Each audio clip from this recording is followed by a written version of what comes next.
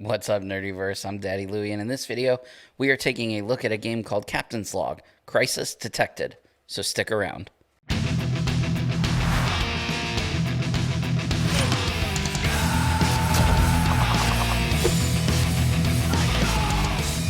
Before we get started, if you enjoy this video, please give it a thumbs up. Make sure you subscribe for more content and hit that bell icon so you don't miss any future videos.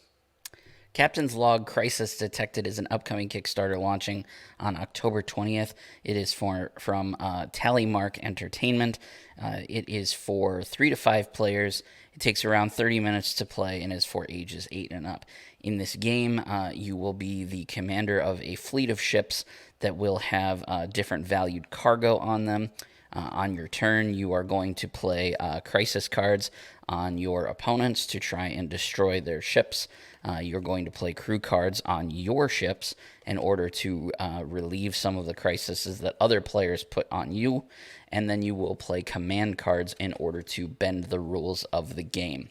The player with the highest amount of valued cargo on their ships at the end of the game wins. But is it good? Well, if you join us on the table, we'll check it out. All right, so here's everything that's going to come with the base game. This is a prototype copy, so everything is, of course, subject to change. Some of these materials were handmade and things like that, so just keep that in mind. Most of what you see will probably be pretty close to the finished product, but some of the art may change and things like that.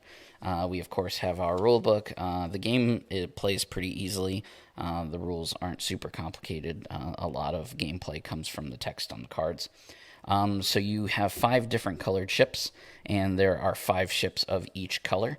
So you'll just, they're identical. You just have exploded on one side and not exploded on the other side. And you're going to give one stack of these to each player, just whatever color they want. Then you have your cargo cards. These are labeled 1 through 5, and they also have different colors on the actual cargo that will correspond with the ships. And then on the other side, you'll see that each one has a different value, like I said, 1 to 5. So you're also going to give a stack of these to each player. They can lay these out in any order that they choose. They'll know what is on what side, but you will not. So you're going to be attacking ships blindly, not knowing which ones are the high value ships. Then you have your main deck. This is where the majority of the cards are. Inside the main deck, there are 3 different types of cards. You have crisis, crew, and command cards. Crisis cards are cards that you can only play 1 per turn. Again, unless something else changes that rule. And you're going to play one of these onto one of your opponent's ships. Only 1 crisis can be played on a ship at a time, so you can't put multiple crises on the same ship. And again, you can only play 1 per turn unless you have a command card that lets you do more than 1. At the bottom of each crisis has a description of what type of crew members you can spend from your ship in order to get rid of that crisis. So for example, here, overloaded is a crisis, and then at the bottom it says, I can use an engineer or 2 recruits in order to get rid of this crisis. Now, at the end of my turn, if a crisis card is on one of my ships and I do not have the correct crew members on there to remove it, then that ship is destroyed. Then we have the crew. There's different crews: captains, engineers, medics, recruits, etc. And their purpose is exactly what I just mentioned. You can put as many crew members onto your ships as you want on your turn. If you have 4 crew members in your hand, you can place all 4 on ships. You can put multiple crew members on the same ship, but once they're on the ship, they're on that ship. They can't move from ship to ship, again, unless there's a card or something that changes that rule. And then finally, you have command cards. Command cards are the cards that are going to break the rules of the game.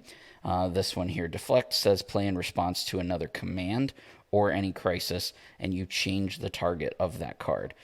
So if somebody plays a crisis card on you, you can deflect it back to them or to another player's ship on the table.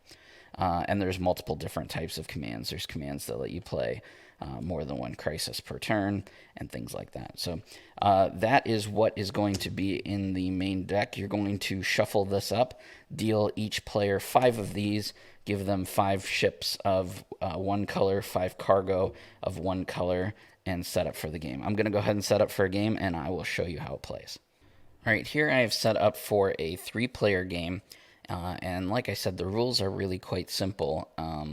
There's one unique thing about the game that I'll mention in a minute, but on your turn, you are going to be able to play, like I said, 1 crisis card on someone's ship, as well as any crew members that you want onto your ships, and any command cards that you may want to play to bend the rules. There's no limit to the amount of crew you can play, and no limit to the amount of command cards you can play. The only limit that there is crisis, and that is only true if you don't have a command card. Rapid fire is the command card that lets you play multiple crises. So a quick example of a turn might be that I take this off course here.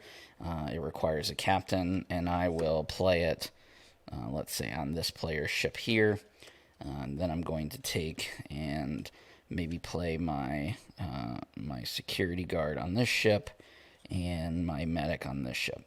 And then I don't really have anything else that I can play. I don't have a rapid fire to play this, and I want to save my deflect, which allows me to retarget somebody else for when I get targeted. So then I would, at the end of my turn, I draw back up to 5.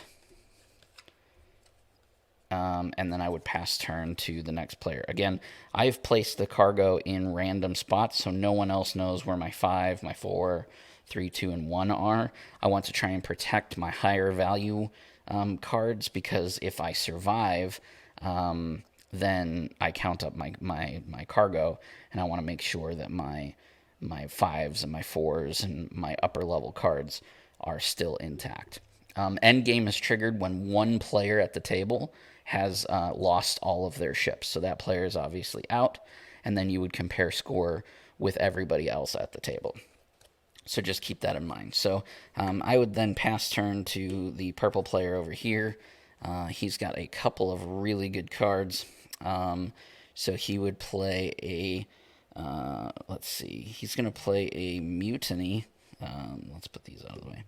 He'll play a mutiny on my security guy here, and then he's going to play the command card Untethered, which says, play on your turn, target a crew that is in play, and place that in the discard pile. So it gets rid of my security guard here, and then he's going to play Rapid Fire, which lets him play an additional crisis. He's going to play this medic over here.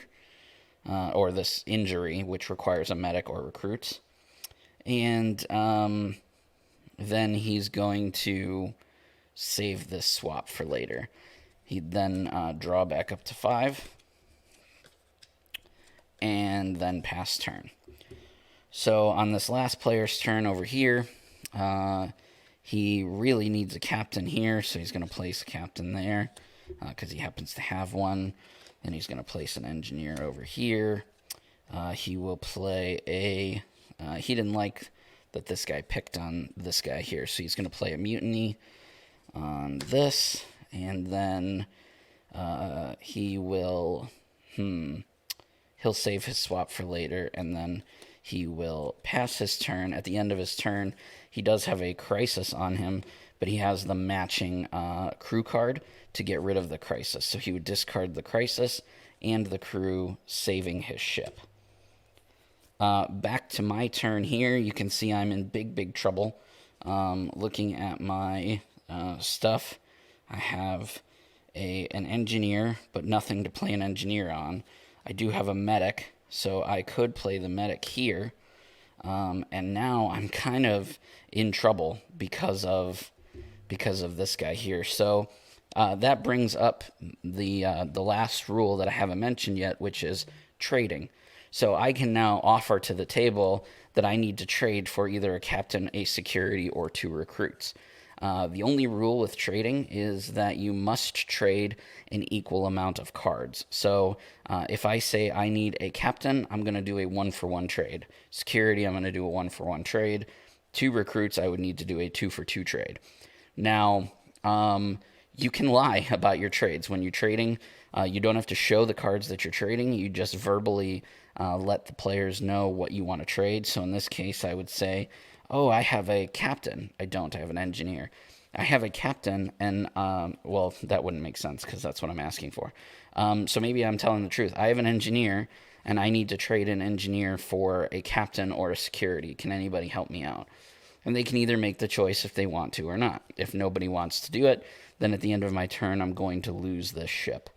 If they do, then we would then make the trade there. I could also say I have a really great command card, and I want to give this command card for, a captain or a security, and the players can then trade that way.